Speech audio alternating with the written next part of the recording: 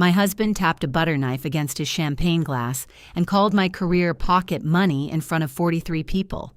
I know there were 43 because I had counted the names for the caterer Evelyn refused to hire and then hired at the last minute. To Mom, Daniel said, raising his glass beneath the brass pendant lights. She built Mercer House from nothing, and thanks to my steady paycheck and Mara's photography keeping her busy and bringing in a little pocket money, we managed to help where we could. Laughter moved politely through the boutique. Evelyn stood beside him in cream silk, smiling beneath the photographs I had shot, inside the shop secured by $48,000 from my business savings. She touched Daniel's arm as if he had just handed her the building. Then she reached for her champagne. Around her wrist was a red leather key loop. The boutique's brass key hung from it. So did the silver key to my house. 3 months earlier, I had watched Daniel remove that key from his mother's ring and place it in my palm. I looked across the room at my husband. He was already looking at me. His smile didn't change. "To pocket money," someone near me joked, lifting his glass. I raised mine because 43 people were waiting to see whether I could take a joke. The champagne was lukewarm. Evelyn had overruled the ice buckets because she thought sweating bottles looked cheap, which was the kind of decision she made with total confidence and someone else's labor. "To Mercer House," I said. The room relaxed. Daniel winked at me. That wink was somehow worse than the toast. It said, "See? You handled it." It said he had anticipated the injury, calculated the size of it, and decided I could carry it without making the evening unpleasant. Evelyn kissed his cheek. "My boy." Her guests clustered around the center table, where scarves lay folded in shallow walnut trays I had found at an estate warehouse and refinished in our garage. A woman in a green velvet blazer asked Evelyn who had done the branding. "Oh, we all pitched in," Evelyn said. Tessa Alvarez, the shop's operations manager, was standing behind her. She glanced at me, then at the 8-foot image of Evelyn's hands arranging a silk blouse. I had spent 6 hours removing a manufacturer's crease from that photograph because Evelyn said it made the fabric look tired. "All pitched in," Tessa repeated, so softly I almost smiled. I set my glass on the counter and went toward the back room. Daniel intercepted me beside a rack of cashmere wraps. "You okay?" he asked. "Why does your mother have our house key?" He looked over my shoulder first. "Can we not do this right here?" "You can answer right here." "I don't know. Maybe that's the old one." The old one opened our front door. Mara, Daniel. A man beside us lifted a price tag, saw $480, and lowered it carefully. Daniel guided me another step toward the fitting rooms with his hand at my waist. To anyone watching, we were affectionate. His fingers pressed hard enough to keep me moving. "She probably had a copy," he said. "She probably had a copy after you gave it back?" "I didn't give anything back." "You took it off her key ring in our kitchen." "Yes, and apparently she had another one. What do you want me to do, frisk her at her own opening?" His tone had that light, reasonable edge he used when he wanted my reaction to become the embarrassing part of a situation. "I want you to care that she has it." "I do care. I'll handle it." "You handled it 3 months ago." He exhaled through his nose. "Tonight is important to her. The key is important to me. And we'll talk about it at home," which she can apparently enter whenever she wants. Tessa came through the curtain carrying a roll of receipt paper. "Evelyn needs you for a photo, Daniel." "Perfect," he said, though it plainly wasn't. He leaned closer to me. "Please don't punish my mother because you're mad at me." Then he went to stand beneath my photographs. I stayed beside the fitting rooms until Tessa tore open the paper wrapper with her thumbnail. "For what it's worth," she said, "I thought the toast was gross." I studied her. Tessa wore black from collar to ankle, with a measuring tape looped around her neck and a pencil pushed through her bun. She had spent the past 7 weeks converting Evelyn's ideas into tasks that could be completed on Earth. "Thank you," I said. She told him not to say it. That surprised me. "Evelyn did. Yesterday. He practiced the speech while I was pricing belts. She said the pocket money line sounded patronizing. Did she? Tessa looked toward the shop floor. Then she said you'd probably be fine with it. There it was, concern, rinsed clean of responsibility. Sounds like her. She also said the display table was her find. Of course she did. You made it, right? I stripped it, cut 6 inches off the legs, stained it, and drove it here. Tessa considered the walnut table. Then I'm moving my drink off it. A laugh escaped me before I could stop it. It felt disloyal to the mood I was trying to preserve, which made me laugh again. Tessa smiled once. There you are. Evelyn called my name from the front. She had gathered Daniel, 2 boutique owners from the next block, the landlord, and a woman from a local lifestyle magazine beneath the Mercer House sign. She waved me over as if I'd been missing from my own surprise party. Mara, darling, come stand with us. Your family.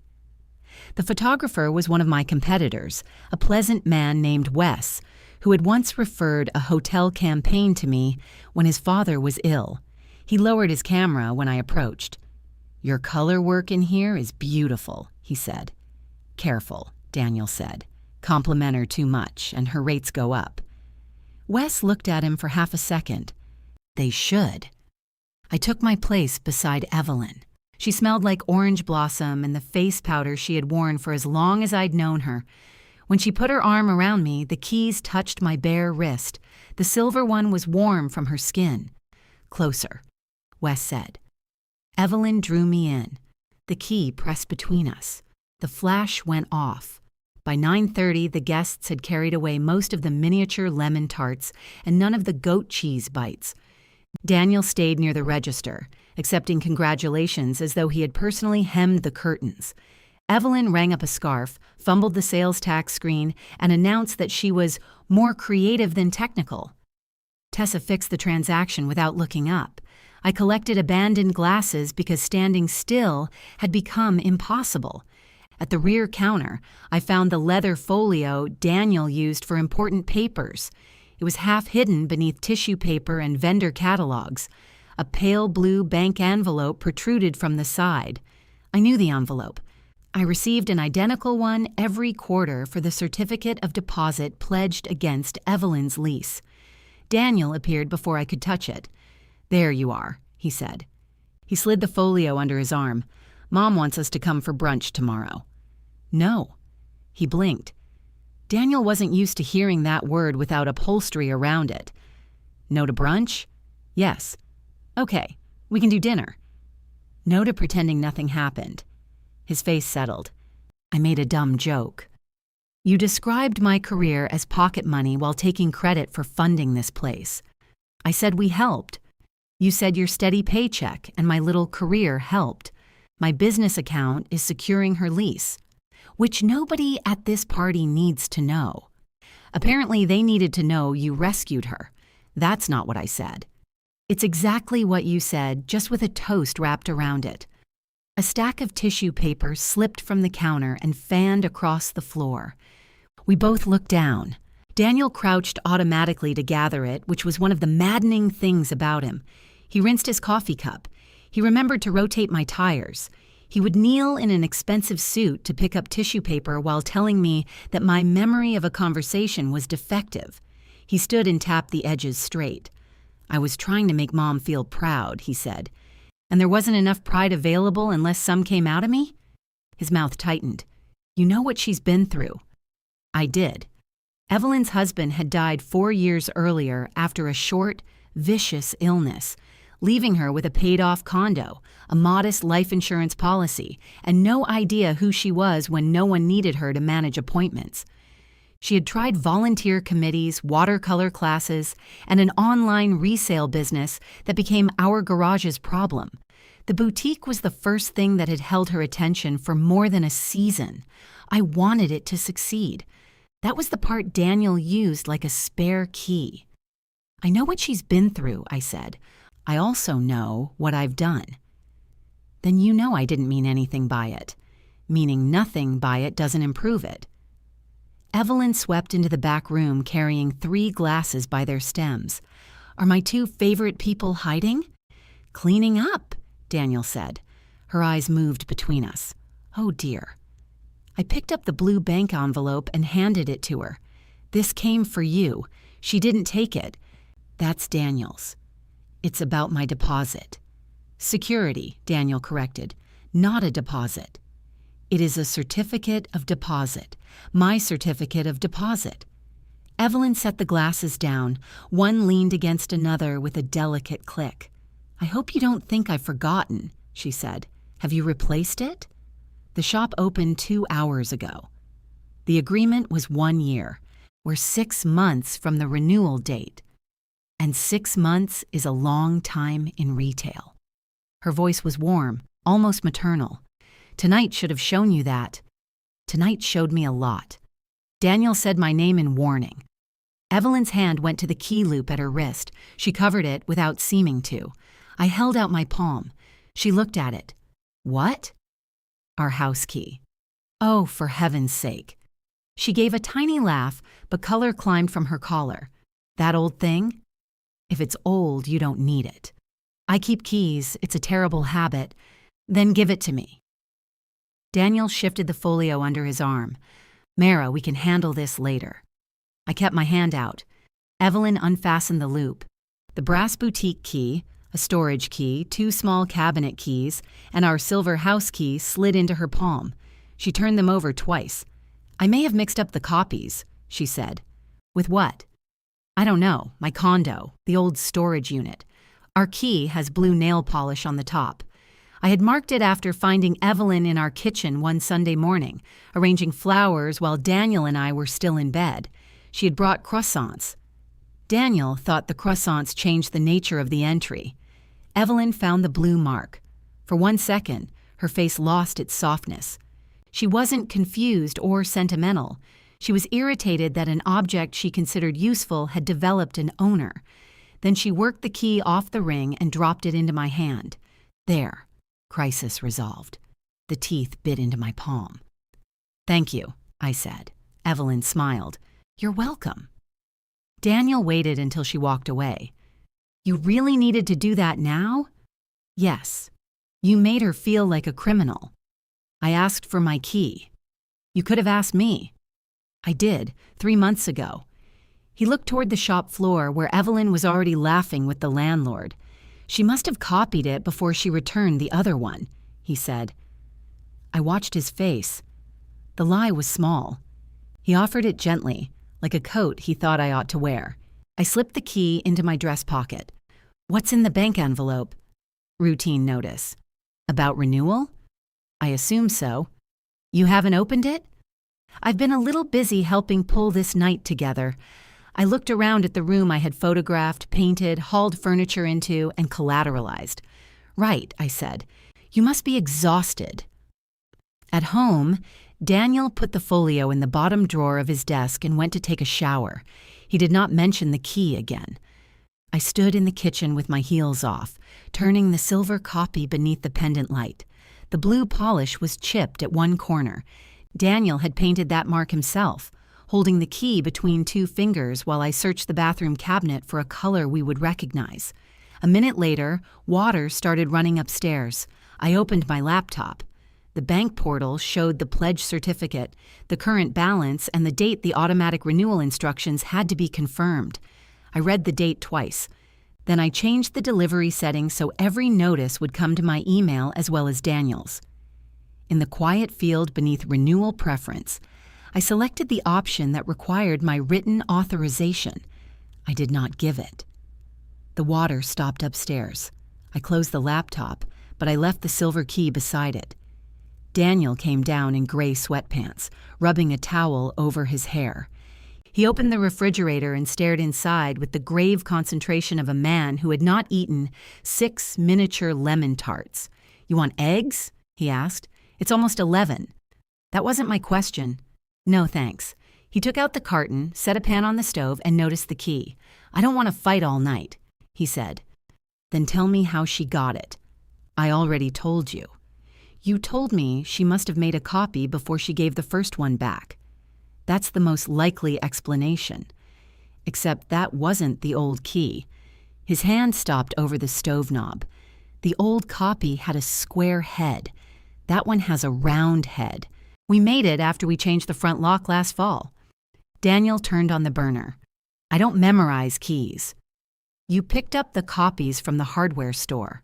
Okay, and you painted that blue mark. Apparently, I'm more domestic than I give myself credit for. Did you give it to her? The pan began to heat. He cracked an egg against the edge, too hard, and part of the shell fell in. He fished for it with his thumb. She needed to get into the garage while we were in Charleston. For what? The garment steamer. She didn't ask to borrow my steamer. It wasn't a federal operation, Mara.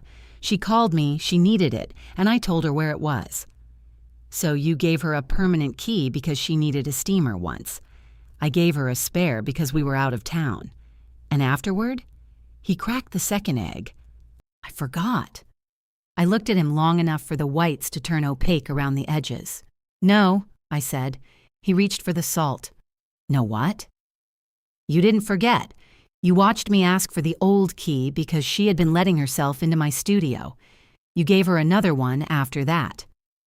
I gave her access to our garage. You gave her access to our house. It's my house, too. There was the clean center of it. Daniel sprinkled pepper over the eggs and finally looked at me. His expression changed when he saw mine, not to regret exactly, but to caution. That came out wrong. No, it came out complete. Oh, come on. You think being married to me gives you the right to overrule a no, I said directly. That's not what happened. It's precisely what happened. She's my mother. She has helped us plenty of times. With what? He made an impatient circle with the spatula. Dinner. Errands. She stayed here when the pipe burst. She enjoys dinner. She returns things to the wrong stores. And the plumber stayed here when the pipe burst. His mouth twitched before he stopped it. In another fight, the almost laugh might have saved us. We had always been good at finding the ridiculous thing in the middle of tension and stepping onto it together. This time it felt like he had reached for a trick that used to work. She's lonely, he said. She's not lonely. She owns a boutique now. Because we helped her. Because I secured her lease. And there it is. What? The scorekeeping. You said you wanted to help, and now you want everyone to kneel every time it comes up. I stared at him. I wanted you not to make me small in the speech, where you made yourself generous. I made a joke. You made a hierarchy. He flipped the eggs, breaking both yolks. Well, he said, I'm sure that'll photograph beautifully. The remark hung between us. He turned off the burner before the eggs were done and carried the pan to the sink. I'm sleeping in the guest room, I said. That seems proportionate. It isn't about the toast. Of course it is. No, the toast was just the first honest thing you said all night. I picked up the key and my laptop. Daniel stood at the sink with his back to me. When I reached the stairs, he spoke without turning. You know I'm proud of you. I waited for whatever would follow. He rinsed the ruined eggs into the disposal. I just don't understand why you need everyone else to know it too. The guest room was where we put things we intended to deal with later. A printer we no longer used sat on the dresser beside two lamps waiting for new shades. Evelyn's online resale inventory still occupied half the closet, though her abandoned business had ended 18 months earlier. I shoved a box of silver-plated candlesticks aside and made room for my overnight bag. In the morning, I woke to an email from Evelyn. My dearest Mara, the subject line read. The body was 6 paragraphs about gratitude, stress, family, and how important it was not to let small misunderstandings calcify into permanent stories. She said she regretted Daniel's unfortunate phrase, although she knew his heart. She apologized if the key had made me uncomfortable. She explained that she had kept it because Daniel worried about our house sitting empty when we traveled. At the bottom, she invited me to brunch and added a heart. I replied with 2 sentences. I'm not available for brunch.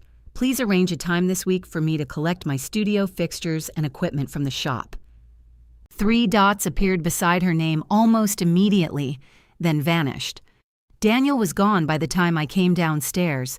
He had left coffee in the pot and a note on the counter. Dinner tonight?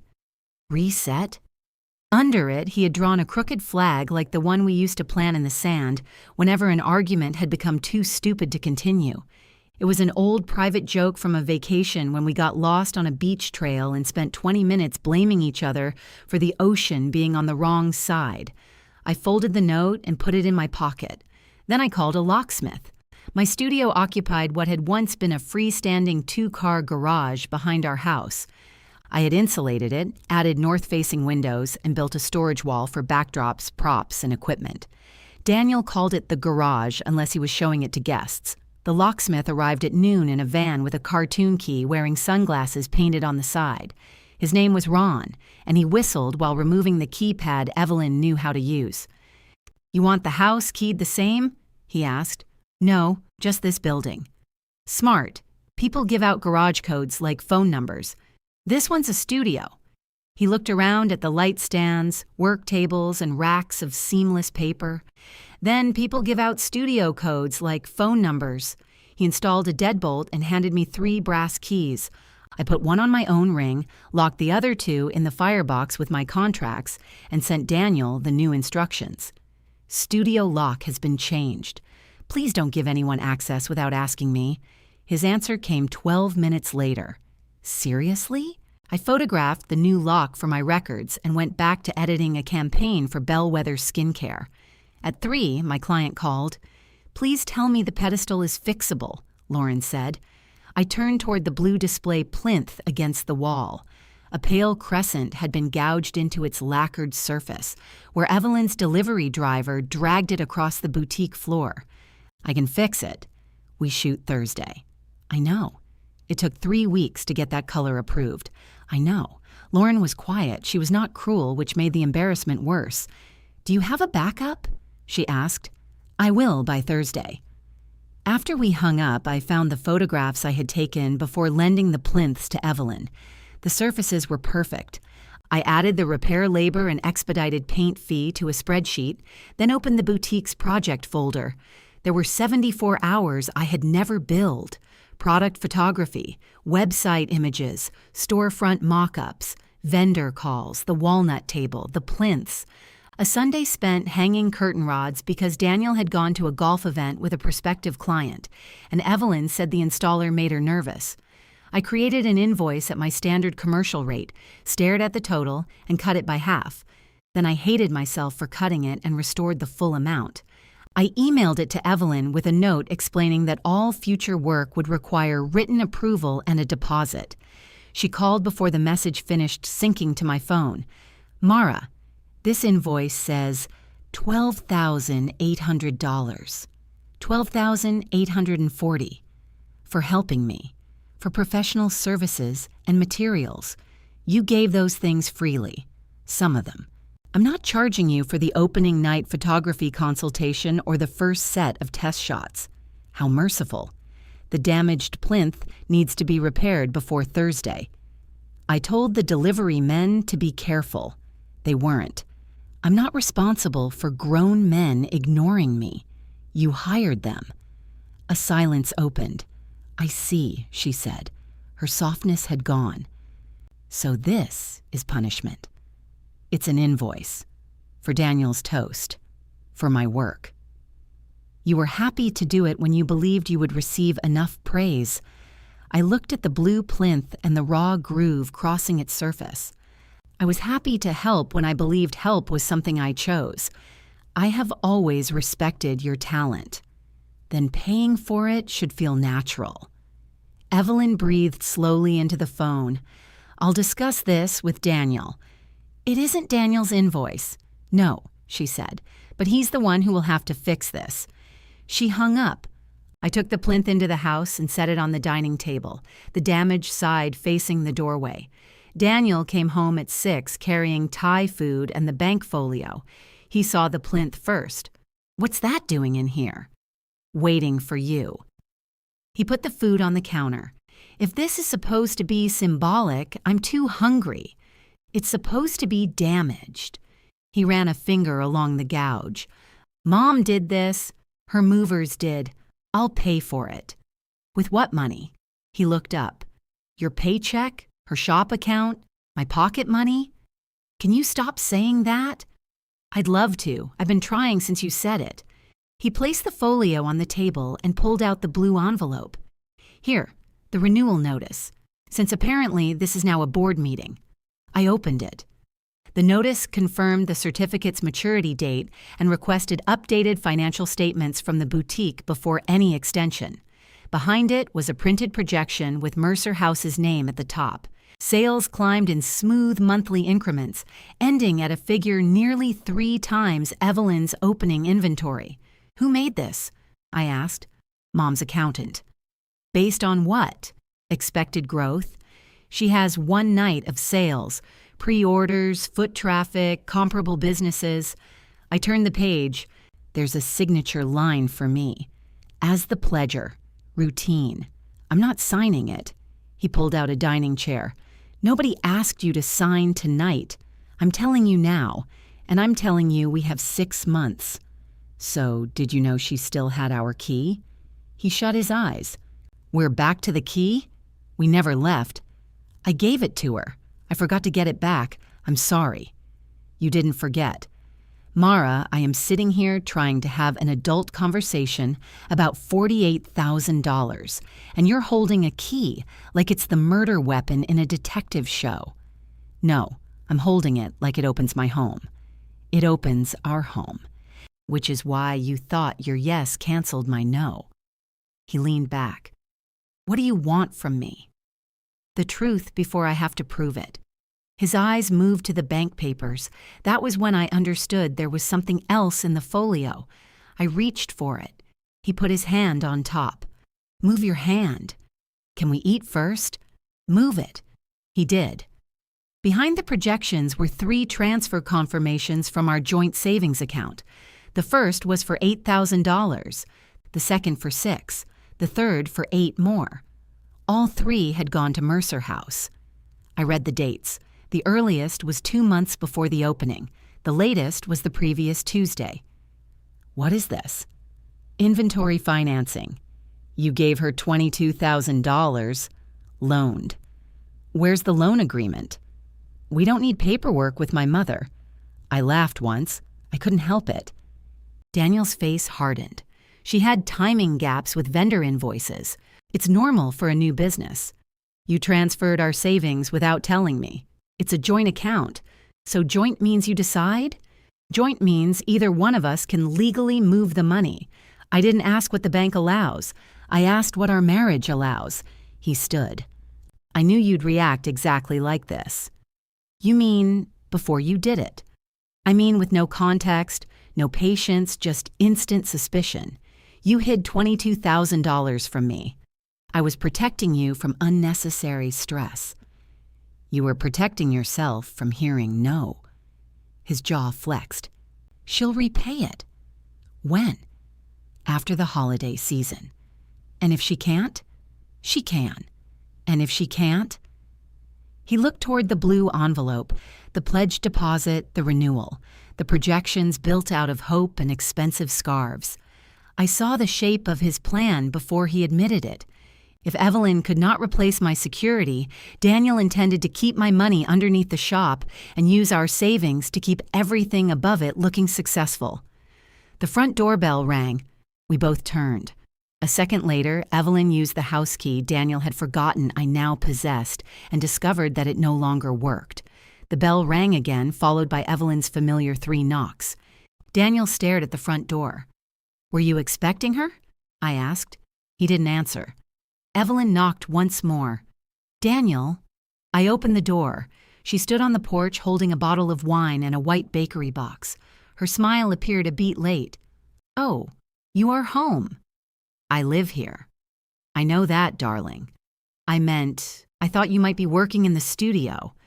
She glanced at the lock, then at the key loop hanging from her wrist. The silver copy was gone, but another house key rested between her fingers. Daniel came up behind me.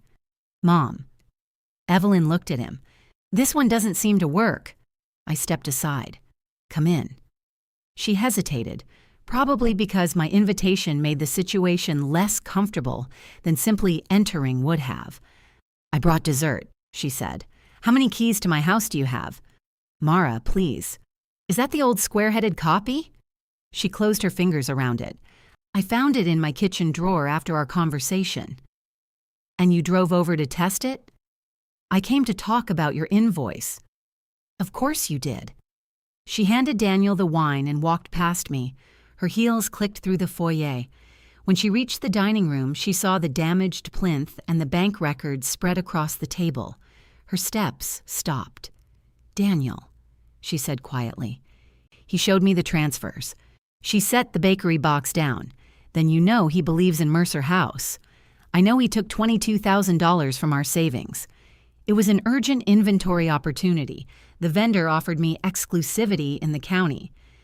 Did you ask where the money came from? Evelyn took off her coat, folded it over a chair, and gave herself time to answer. Daniel said he could arrange a short-term loan. Did you ask me? It's your joint account. Did you ask me? No. Why? Her eyes moved to Daniel. He looked at the floor.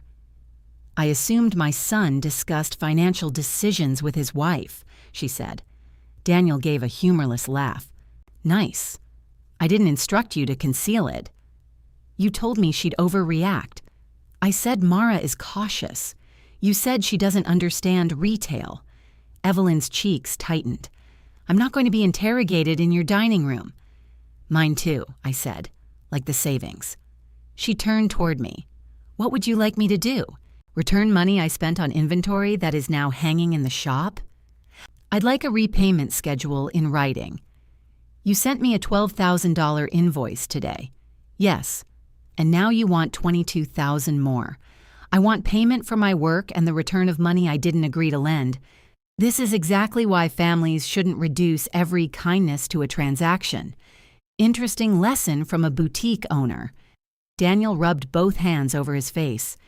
Can everybody stop trying to win? Evelyn pushed the bakery box toward him. I came here to make peace. The logo on the box belonged to my favorite bakery. She had brought the dark chocolate tart I ordered for anniversaries and bad client meetings. For a second, the accuracy of the gesture hurt more than the key. Then I understood she had come expecting Daniel to have softened me first. I'm not signing the deposit renewal, I said. Evelyn went completely still. Daniel spoke first. We agreed not to make decisions tonight. You agreed with yourself. The shop can replace it, Evelyn said. I simply need time. You have until the maturity date. With holiday sales, I'll qualify. Then there's no problem. Her gaze sharpened. Banks can be inflexible with new businesses. So can people whose money you're using. I thought you believed in me. I did. That's why I pledged the deposit for 1 year. Families don't put expiration dates on belief. They put them on certificates. Daniel struck the table with the flat of his hand. The wine bottle jumped. Enough. The sound startled all three of us. He looked at me. You're so focused on being technically right that you can't see what you're doing. What am I doing? You're threatening Mom's business because you're angry with me. I'm refusing to fund it indefinitely. The money is sitting in a bank. It's unavailable to me. It secures her lease. If the shop fails, it can be claimed. It won't fail. Then she can secure it herself. Evelyn lifted her coat from the chair.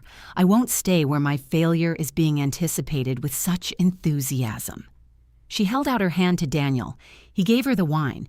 She looked at the bottle as if he had misunderstood something important, then took it anyway. At the door, she placed the square-headed key on the entry table. I hope this gives you the safety you seem to need, she said to me. It's a start. After she left, Daniel opened the bakery box. He stood over the tart for several seconds, then closed it again. You embarrassed her. She walked into our house to argue about money she took from us. She knocked, because her key didn't work. He leaned against the table. The fight had drained out of his face, leaving him older and tired. I'll put the money back, he said. And from where? My bonus. That was supposed to go toward the kitchen repairs. We can wait. The leak under the sink isn't waiting. I'll handle it. That sentence doesn't comfort me anymore. He flinched. I went upstairs, packed a larger bag, and moved my contracts, passport, camera bodies, and the firebox from the studio into my car. Daniel watched from the bedroom doorway as I took clothes from the closet. "Where are you going?" "Lauren has a furnished apartment over her garage. She said I could use it if I ever needed somewhere during a production week." "You called your client about our marriage?" "She's been my friend longer than she's been my client." "For how long?" "I don't know." He rested his forehead against the doorframe.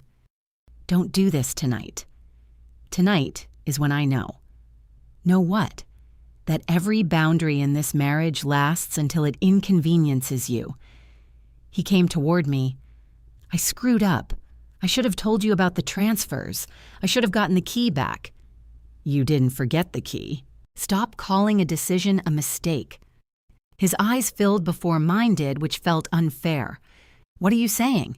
he asked. "I'm saying I need somewhere you and your mother can't enter." Lauren's apartment smelled faintly of cedar and photographic chemicals from the dark room below. I slept 3 hours, shot Bellwether's campaign on Thursday, and delivered the proofs Friday morning. The repaired blue plinth appeared in every frame. Lauren selected a close-up of a serum bottle sitting directly above the repainted groove. When she approved it, I laughed so abruptly she pulled the phone away from her ear. "Stress response?" she asked. "Micro payoff." I don't know what that means. Neither do I. Daniel texted each day. Some messages were apologies. Others were weather reports from our marriage. "Mom has agreed to a repayment plan. I changed the code on the house alarm. Only you and I have it. Can we have dinner somewhere neutral? Then on Sunday, the bank needs updated income verification from you. Just procedural. No commitment." I declined dinner and called the bank Monday morning. The account manager, Mr. Patel, spoke carefully once he realized Daniel and I were not calling together. "Your authorization is necessary for renewal," he confirmed, "but I want to make sure you understand the current pledge. I understand that I can decline to extend it." "Yes, upon maturity. However, the lease requires replacement security. If the tenant does not provide it and defaults, the landlord may make a claim before release." "So saying no doesn't guarantee I get the money back." "Correct." "How do I guarantee it?" "The tenant replaces the security or the landlord releases the pledge after all obligations are satisfied." I wrote the sentence down even though I had heard it. "What if the tenant can't qualify?" "That would be a matter between the tenant and the landlord." My quiet decision suddenly had edges on both sides. I could refuse to renew and still lose part of the deposit if Evelyn stayed, stopped paying, or left the space damaged. Daniel had attached my money to his mother's decisions, then left me with responsibility but no control. I called the attorney who had incorporated my business. She referred me to a divorce mediator and warned me not to move more marital money without advice. I hated how quickly the word divorce entered ordinary conversation, squeezed between tax treatment and document retention. That afternoon, Tessa called. "Evelyn asked me to send the bank revised sales projections," she said. "Okay." "They're fiction." I stopped labeling image files. "How fictional? Not dragons. More like historical drama where everyone's teeth are good."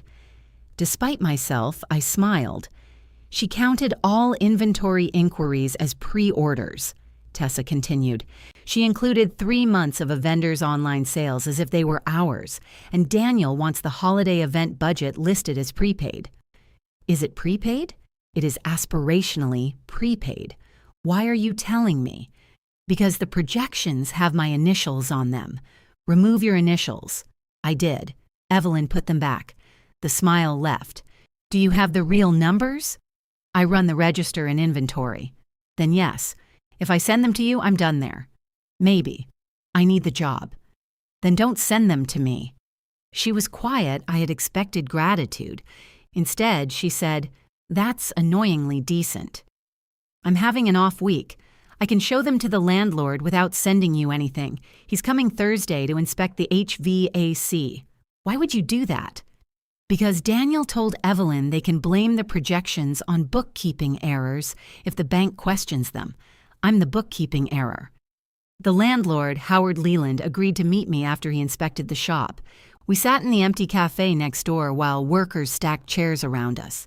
He was a narrow man with silver-framed glasses and no appetite for family drama. "I'm not interested in evicting a tenant who pays," he said. "I'm also not interested in unsecured optimism. I want my deposit released at maturity, and I want replacement security. What if there isn't any?" He stirred his coffee, though he had added nothing to it. "Mrs. Mercer's larger problem is the space. She leased 2,800 square feet on projections suited to a national chain. She wanted room for events. She wanted a staircase. I remembered Evelyn rejecting 3 affordable properties because they lacked a dramatic entry. Howard slid a floor plan from his folder. "I have a smaller unit opening 2 doors down, 900 square feet, lower rent, lower deposit. If she transfers at the end of the term, surrenders the current space clean, and brings the balance current, I can release your pledge. Would you rent to her after this? She's paid on time, with my money under her. Most businesses begin with someone's money under them." He tapped the smaller unit.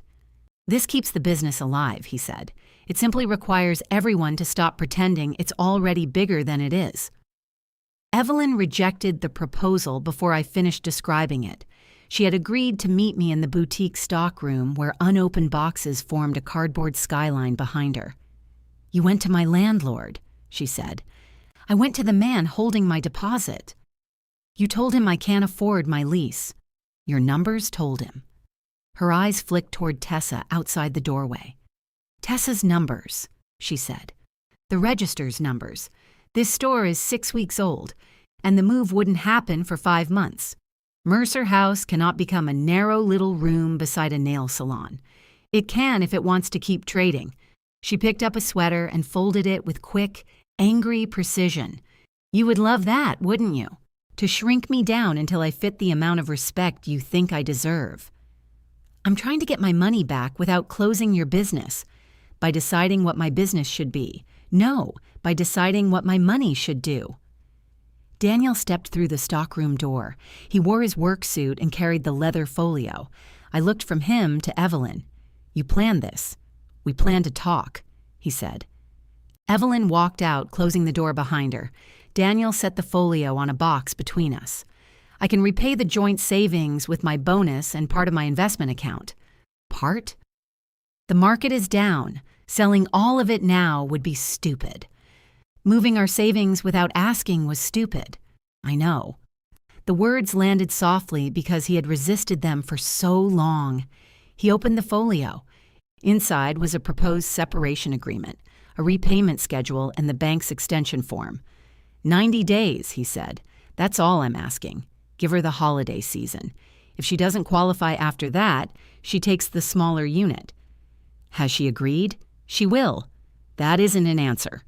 He lowered his voice. "I'm trying to save our marriage and her business." With the same signature. "I thought you'd appreciate efficiency." For one dangerous second, he sounded like the man who could still make me laugh. Then I saw the transfer schedule. His first repayment would not begin until after I signed the extension. "You're making the return of our money conditional. I'm coordinating cash flow. You're using what you took to make me give more." He closed the folio. Outside, Evelyn's voice floated across the shop as she showed a customer a camel coat. She sounded serene, certain, already restored. Daniel looked at me across the cardboard boxes. "If you refuse," he said, "Mom is going forward with the holiday relaunch anyway." "With what security?" "She believes you'll do the right thing." "And what do you believe?" His answer took just long enough. "I believe you won't make me choose." "You already chose," I said. Daniel's face changed as if I had struck him. "That's unfair. You gave her my key after I asked for it back. You took our savings after deciding I'd say no. You promised her a holiday relaunch before asking me to extend the deposit. Every time you choose her, you call it avoiding a choice. I'm trying to help my mother survive. She isn't trying to survive. She's trying to keep a staircase. He looked toward the stockroom door. Keep your voice down. There it was again. Even alone with me, he was managing the amount of truth his mother might hear. I slid the extension form back into the folio. I'll agree to 60 days if 3 things happen first. You return the $22,000 to our joint account. Evelyn signs for the smaller unit with her own security, and Mercer House pays my outstanding invoice. $12,000 for favors? For work. You can negotiate the invoice, but you can't keep calling it a favor after using it to sell clothes. She doesn't have that kind of cash. Then she can propose a payment schedule. Daniel stared at me. And if we can't do all that before the maturity date, I signed the surrender agreement with Howard. You can't surrender her lease. Evelyn can. Howard is willing to release my deposit if she leaves the space clean and current. And if she refuses? Then she finds replacement security without me. He picked up the folio. So your solution is to hold a gun to her business. My solution is to stop being the thing under it. I opened the stockroom door. Tessa was at the register with her back to us, wrapping a pair of gloves for a customer. Evelyn stood beside the front window, adjusting a mannequin that was already straight. Daniel followed me into the shop. Mara. I stopped. His expression was familiar and strange at once. It was the face he wore when a sales negotiation had gone off script. Earnest, wounded, irritated that sincerity had failed to produce agreement. If you walk away from this, he said, you don't get to pretend you're only walking away from a deposit. I know. That was the difficult part. I did know. I left anyway. The next week became a contest conducted through ordinary documents. Evelyn ordered velvet ribbon, printed invitations, and announced the Mercer House Holiday Salon. Daniel sent me revised repayment plans that always placed my signature first and his money later. I returned each one with the order corrected. He asked me to come home. I asked him to disclose every transfer he had made to Evelyn.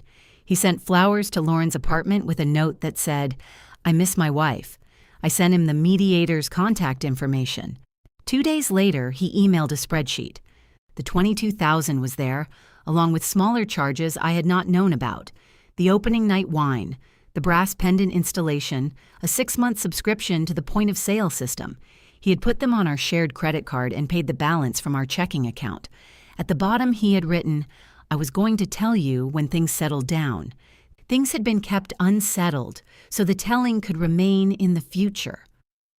I moved my business income to an account in my name and followed the mediator's advice about household expenses. I did not empty anything. I did not need a dramatic gesture. I needed a clean record and the ability to pay my own rent without Daniel deciding the money had a more urgent family purpose. Evelyn paid the repair portion of my invoice in a cream envelope delivered by Tessa.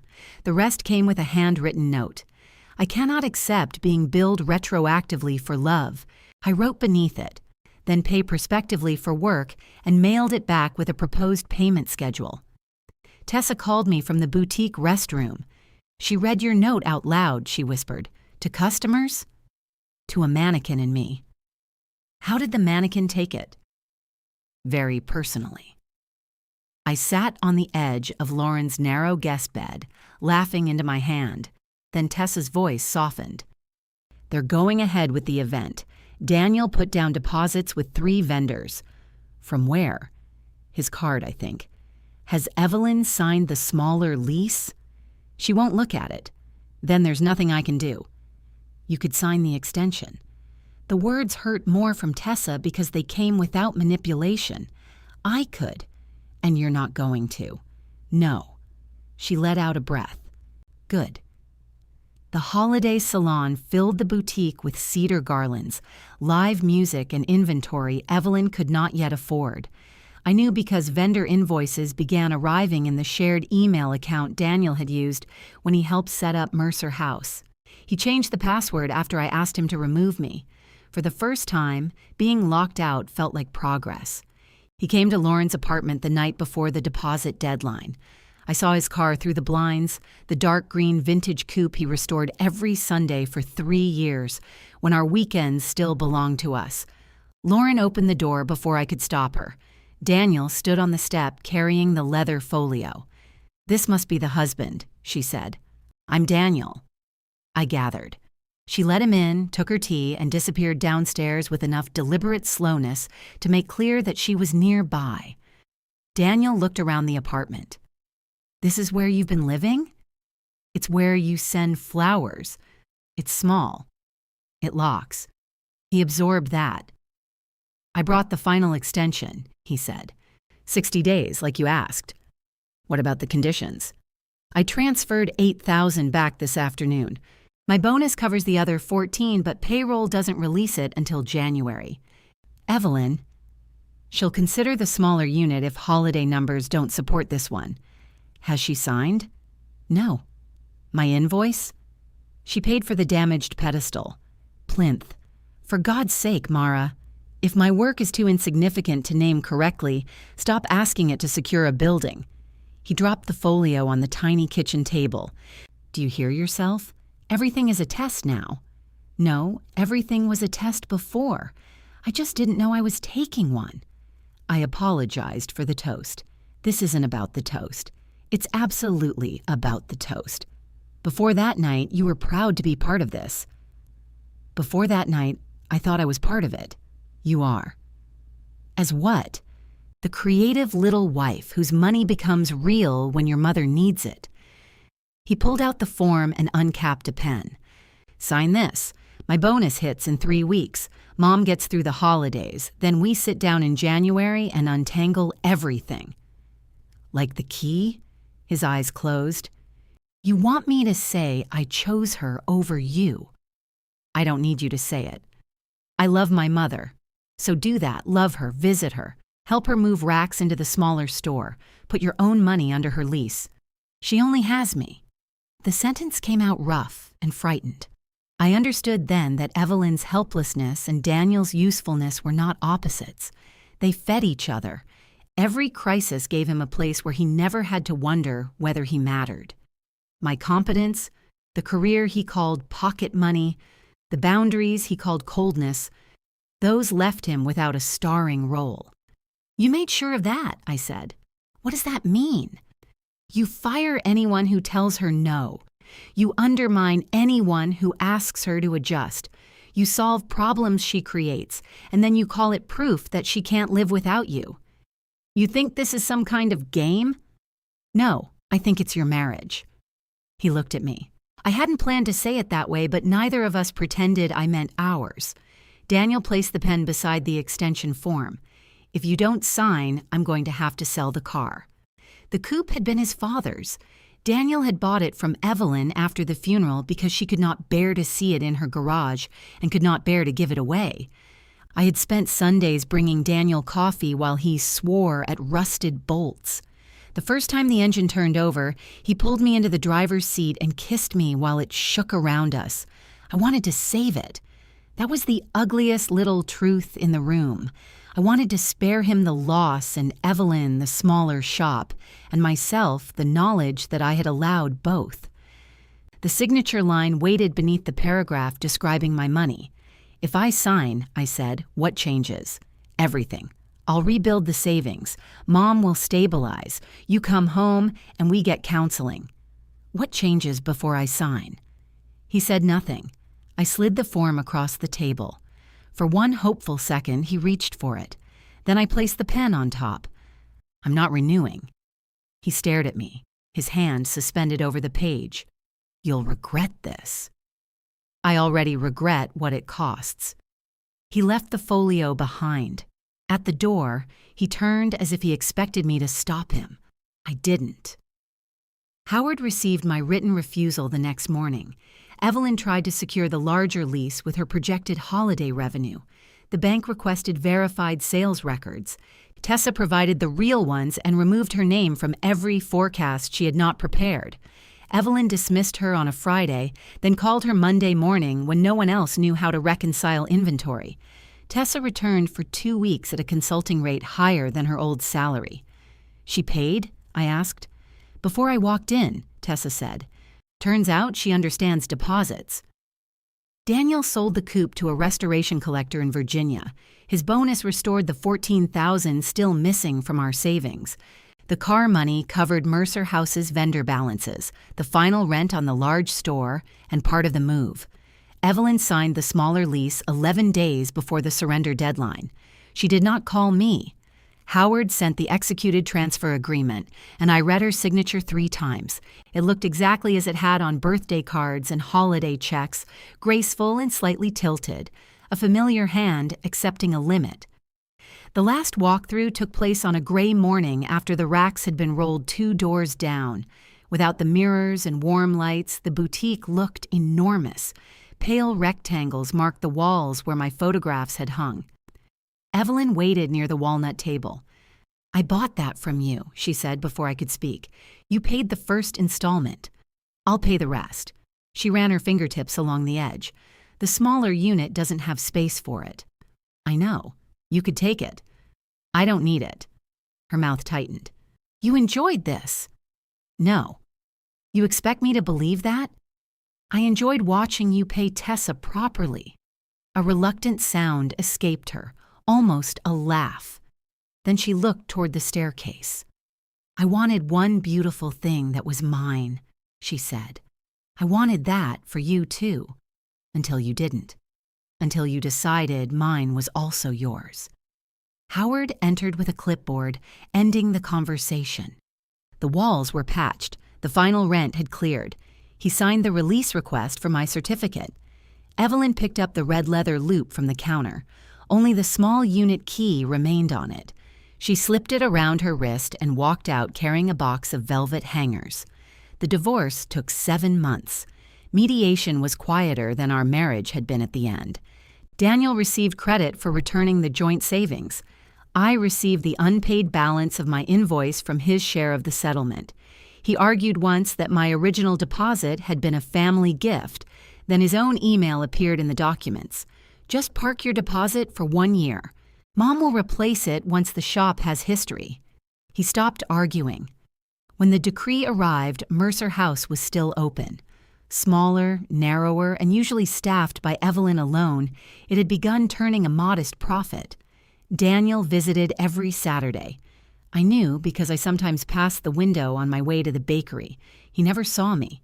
The bank released my deposit after deducting nothing.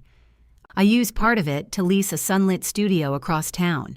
On the first morning, I unpacked my camera cases, the repaired blue plinth, and a small wooden box from the guest room closet.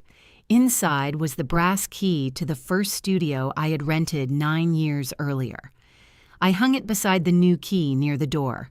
The old silver house key lay at the bottom of the box on Evelyn's red leather loop.